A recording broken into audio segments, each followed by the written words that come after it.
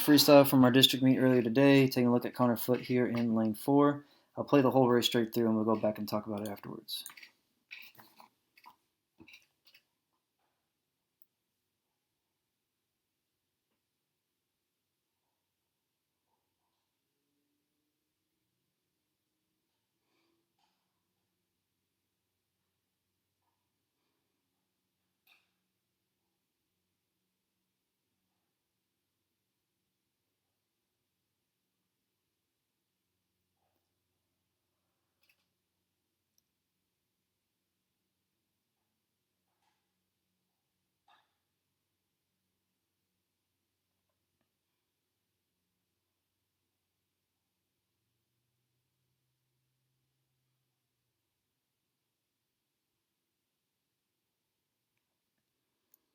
Okay, nice race. You are 46.5 here, out 22.4, back 24.0. Split-wise, really great. Within a second and a half there, basically.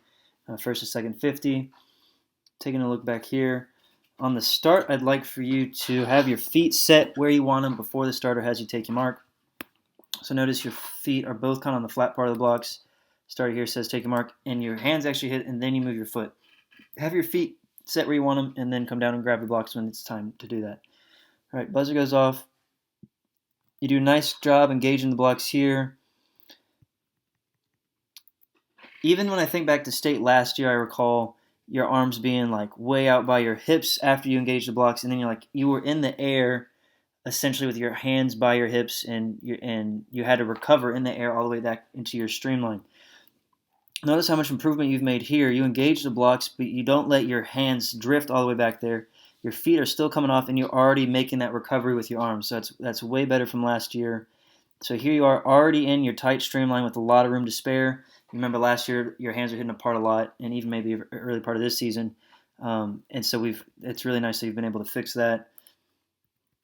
And generally, very nice clean entry there. Into the actual stroke part. I understand you're going to gallop and you breathe every other stroke. However, I wish you wouldn't breathe on the very, very first stroke coming off the start. Like I'm saying, like you have a good entry and your start's improved. Obviously, you're good underwaters, and then the first thing you do is take a breath off the start. I can live with it for the whole rest of the race. You're breathing every other stroke, but maybe hold it for one stroke off the start there. All right.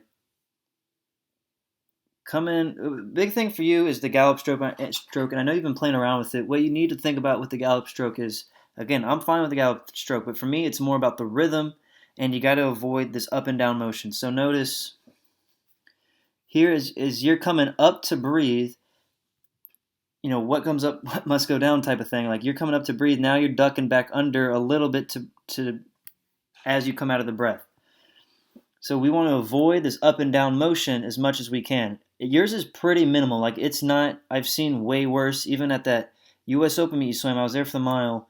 There was a guy who did pretty well in the mile, and he was so up and down. It was way dramatic, and yours isn't quite to that degree. But notice here, you do come up, and then you do duck down a little bit. You want to try your best to keep the gallop rhythm, but that water stays right at the midpoint on your cap instead of coming all the way up, all the way down.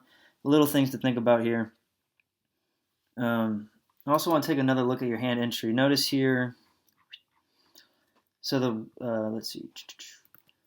So left arm comes in as you coming up for the breath, and that's generally a pretty clean entry, but then you have, out of the recovery, as you're crashing back down, the right arm is hitting a little more harshly than the left arm is. So take a look back here even.